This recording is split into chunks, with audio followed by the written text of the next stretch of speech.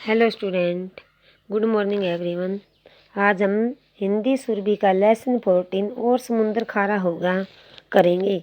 यह लेसन एक कथा है। जैसे आपने अपनी दादी और नानी से अनेक तरह की कथाएं सुनी होंगी, ऐसी यह लेसन भी एक ऐसी ही कथा का पाठ है। एक गांव में दो भाई रहते थे। जो बड़ा भाई था वो बहुत ही धनी था और जो छोटा भाई था वो बहुत ही गरीब था। एक दिन छोटे भाई के पास खाने के लिए कुछ भी नहीं बचा, इसलिए वह अपने बड़े भाई के घर खाना खाने के लिए अनाज मांगने गया। लेकिन बड़े भाई ने उसको एक भी दाना अनाज का नहीं दिया, उल्टा उसको वहाँ से बुरा भला कह करके भगा दिया। छोटा भाई दुखी होकर के वहाँ से लौट आया। रास्ते में उसे एक बूढ़ा आदमी मिला। उसके सिर पर लकड़ियों का एक गट्ठर रखा हुआ था। बूढ़े भाई ने छोटे भाई को रोककर कहा कि बेटा, क्या तुम इस गट्ठर को मेरे घर तक पहुंचा दोगे? मैं बूढ़ा आदमी हूँ और बहुत ही थक गया हूँ। इतना सुनने के बाद जो छोटा भाई था उसने बूढ़े आदमी का लकड़ियों का गट्ठर उसके सिर से उतारा और अपने सिर पर रखकर चुपचाप बूढ़े आदमी के पीछे पीछे चलने लगा। रास्ते में बूढ़े आदमी ने उससे पूछा कि बेटा, क्या बात है? तुम बहुत ही दुखी दिखाई देते हो, तुम्हें क्या दुख है?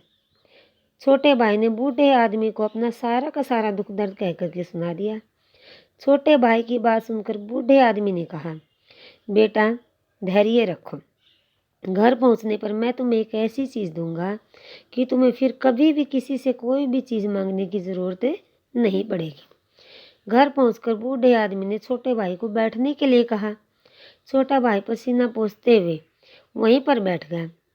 थोड़ी देर में बूढ़ा आदमी घर के अंदर गया। बाहर आया तो बूढ़े आदमी के हाथ में एक पत्थर की चक्की थी। बूढ़े आदमी ने छोटे भाई को चक्की देते हुए कहा, बेटा यह कोई साधारण चक्की नहीं है। इसे तुम सीधे हाथ की तरफ घुमा करके जो भी चीज़ मांगोगे तुम्हें वही चीज़ मिल जाएगी। जब तुम चक्की को दाएं बाएं तरफ घुमाओगे तो वह चीज़ें तुम्हें मिलने से रुक जाएंगी। छोटा भाई पत्थर की चक्की लेकर घर आ गया। उसकी पत्नी भूखी प्यासी उसका इंतजार कर रही थी। उसने जब अपने पति के हाथ में पत्थर की चक्की देखी तो वह बहुत ही उदास हो गई। छोटे भाई ने अपनी पत्नी को चादर लाने को कहा। वह दुखी मन से चादर उठा लाई। छोटे भाई ने चादर बिछाई और चक्की को चादर के ऊपर रख दिया। फिर उसने चक्की के आगे हाथ जोड़कर कहा, जय जय चक्किया, मुझे चावल दे बढ़िया। यह कहकर उसने जैसे चक्की सीधे हाथ की तरफ घुमाई, चक्की से चावल निकलने लगे। छोटा भाई और उसकी पत्नी ने अपने खाली पड़े हुए भंडार को चावल से भर दिया। उल्टे हाथ की तरफ चक्की घुमाते ही चक्की से चावल निकलने बंद हो गए।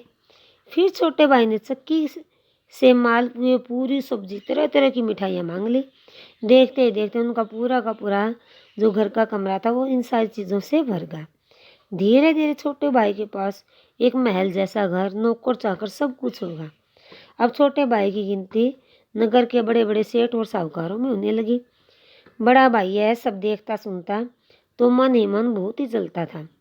यह सोचता कि सब कुछ पहले तक तो उसके पास खाने के लिए कुछ भी नहीं था, अब उसके पास इतना सारा धन कहाँ से आ गया? कोई न कोई बात तो ज़रूर है। एक दिन वह छिपकर छोटे भाई के पास गया। उसने देखा कि छोटा भाई चक्की घुमा करके मनचाही चीज़ें निकाल रहा है। यह देखकर उसे बहुत ही आश्चर्य हुआ। बाहर आकर वह चक्की चुराने का उपाय सोचने लगा। उसी रात छोटा भाई अपनी पत्नी से जब उसका छोटा भाई और उसकी पत्नी सो रहे थे तभी बड़े भाई ने चक्की चुरा ली। उसने सोचा, यदि इस गांव में वह रहा तो लोगों को उसकी चक्की चुराने की बात कभी न कभी तो पता जरूर चल जाएगी। यह सोचकर उसने दूसरे देश में जाकर रहने की बात सोची। बड़ा भाई अपने परिवार से नाव में बैठकर दूसरे देश जाने लगा। बड़े भाई की पत्नी अपने साथ खाना बनाकर लाई थी। नाव अब तक समुद्र के बीच में पहुंच चुकी थी। सभी को भूख लगी थी। बड़े भाई की पत्नी ने सबके लिए खाना परोसा, लेकिन उन्होंने जब पहली बाइट खाई तो पहली बाइट में ही पता चल गया कि खाने के अंदर जो है नमक नहीं है। बड़े भाई की पत्नी बोली, लगता है कि मैं जल्दी जल्दी में खाने में नमक डालना भूल गई हूँ। बड़े भाई ने कहा, कोई बात नहीं, अब हमारे पास यह चक्की है, हम इससे जो चाहे मांग सकते हैं, वह हमें मिल जाएगा। चलो हम थोड़ा सा नमक मांग लेते हैं। यह कहकर बड़े भाई ने चक्की को घुमाना शुरू किया तो चक्की में से नमक निकलना शुरू हो गया। चक्की घूमती रही और चक्की में से नमक निकलना स्टार्ट होगा और चक्की में से नमक निकलता रहा। थोड़ी देर में नाव पर नमक का ढेर लग गया। नमक के बोझ से नाव डूब गई। साथ ही बड़ा भाई और उसका परिवार भी नमक के नीचे डूब गए। लोग कहते हैं कि वह चक्की आज भी समुद्र में घूम रही है और उससे जो नमक निकल रहा है उसी से समुद्र का पानी खारा हो गया है।